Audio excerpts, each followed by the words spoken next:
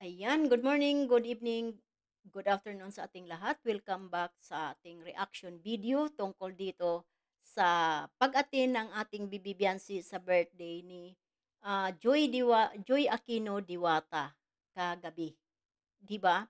At doon natin nasaksihan kung gaano kabongga at kasaya lahat-lahat ng andoon ay talagang feel na feel yung kasiyahan at isa na doon ang presensya ng ating Bibi Biancy. Kaya andiyan sa thumbnail natin, ang nakasulat, present ang Bibi Biancy natin sa birthday ni Joy Diwata. At diyan sa baba, may dalawang ano diyan, si Kalingap Ido at si Biancy. At may nakasulat sa ibaba at ang nakasulat diyan baka sa mga mukha ng kasiyahan ng dalawa at may araw na nakatutok sa kanilang dalawa. At ayan, nakita natin diyan sa pinaka-thumbnail natin na nakatayo ang Bibi Biancy natin. Siya ay nagbibigay ng mensahe sa birthday celebrant na walang iba kundi si Joy Aquino Diwata. Kaya sabi nga niya ay hindi naman nagbabago at talagang ganun pa rin si ate niya Joy simula nung nakilala niya. Ayan, di ba? At si Kalingap Ido naman ay hindi inalintana yung naramdaman na masama yung inalintana yung sakit na naramdaman niya. Talagang siya mismo ang nagsundo at naghatid sa YP niya. Kaya ibang level na talaga ito, Kalingap Ido. 'Di ba? At andiyan, bakas na bakas sa mukha ng dalawa na binibiro ng mga kasamahan ni Kalingap Ido na mga keyboys silang dalawa at ayan nagtatawanan, 'di ba?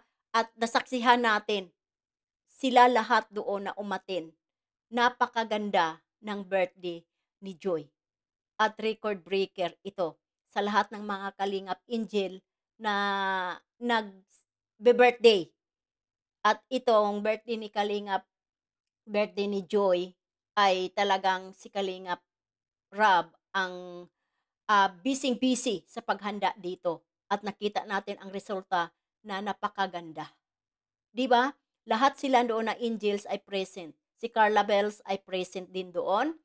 At ang wala lang doon sa Keyboys ay si Kalingap Ido dahil alam naman natin na may naramdaman. Hindi siya okay dahil may sakit nga. At ayun, sinamahan pa nga na ni YP na magpapa-check up. Oh, 'di ba? Ibang level na talaga i-teach, 'di ba? Kaya kayo diyan na mga asyumira, mga pilingira, ah, wala na kayong magagawa.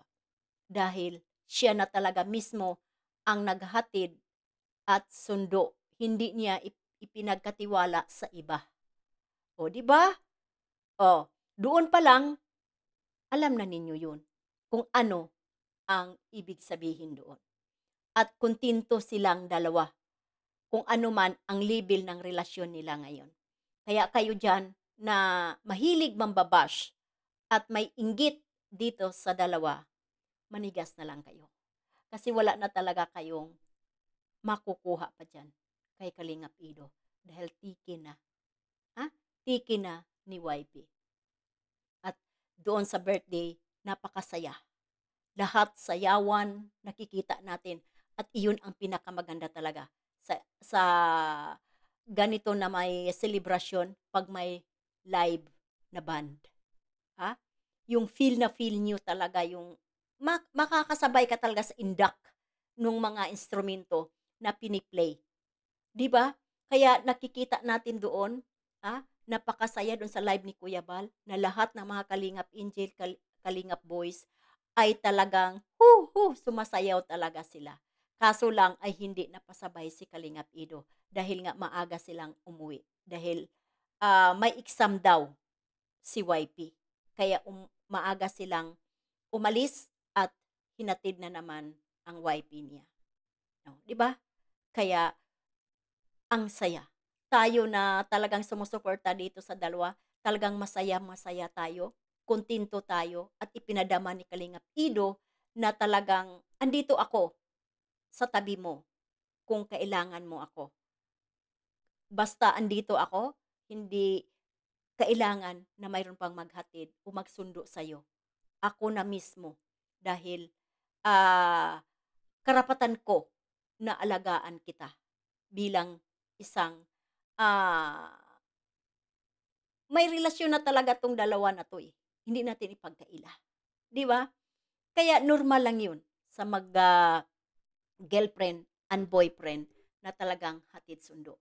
Ito lang ang advice ko sa inyo, Kalingap Ido at, Bibi Biancy. Kung mayroon man kayong issue, pag-usapan ninyo agad. Maging transparent kayo sa isa't isa. Huwag kayong mahihiya, maging open kung ano yung ayaw at ano yung gusto para alam na alam ninyong dalawa ang bawat isa. Huwag na kayong magkahiyaan. Ha? Ipadama at ipinadama naman ninyo, eh, ang mga naramdaman ninyo, 'di ba, sa isa't isa. Kaya ito lang ang pinaka-ano ko sa inyo, maging open kayo sa isa't isa. Yung ibig ko sabihin ay yung wala kayong itinatago dahil diyan kayo magtatagal sa relasyon ninyo at 'wag ninyong patagalin kung mayroon mang issue, 'wag ninyong patagalin, ha? Ng ilang araw kung ora mismo diyan ninyo ay ma-settled ang isang problema, gawin na, 'wag nang palalain. Dahil alam ninyo naman maraming nakapaligid, maraming mga mata na nakapaligid sa inyo at nakabantay lang kung ano yung mga mali at ibabato nila kaagad sa inyo. Kaya kayong dalawa, ako ay talagang sumusuporta sa inyo at ito lang ang advice ko. Yan lang ang advice ko sa inyo. Maging, ano kayo, transparent sa isa't isa at 'pag may issue, i-settled agad, 'di ba? Kaya ayan, masaya ako na naka-attend talaga si Biancy sa birthday ni Joy at nababanaag natin sa mga mukha ninyo na ang kasiyahan. Oh, 'di ba? Kaya maraming maraming salamat sa mga sumusuporta dito sa dalawa at 'wag tayong patitinag sa mga basher dahil andiyan lang naman yang mga 'yan at hindi 'yan titigil. Siguro sa ngayon ay bumubuylo lang at bubulusok na naman 'yan sila sa pambabato ng mga kahit ano-ano, kahit na ano na dumating na sila sa level na below the belt. Pero huwag kayong patitinag, Ido and Biancy, huwag kayong patitinag. Diyan kayo titibay sa mga taong mga negative sa inyong relasyon. Kaya ingat lagi kayo at Biancy mag-aral ng mabuti para sa pangarap sa pamilya at para na rin sa future mo. Sa future mo, binibisaya ko tuloy. Kaya maraming maraming salamat at ingat-ingat kayo. Sa mga supporters, ingat and God bless. Sa mga Kalingap solid organic followers, viewers na talagang sumusuporta sa Kalingap Angel at sa mga Kalingap vlogger, maraming maraming salamat sa inyo. Ha? At shout out muna kay Kuya Bal Santos Matubang, Kalingap Rab at Iid na Vlog at sa mga kasamahan ko sa Kalingap Strikers, sa pangunguna ni Banat Bagsik, Sil TVPH, Irma Galo, Maria Ligaspi Vlog, Marilyn Chang Vlog, ah, Founder Ann, Selena Barbosa Official, Pixie Lixie, at ang inyong lingkod na kamaritisan na gurang. Ayan! Maraming salamat and bye-bye sa ating lahat. God bless.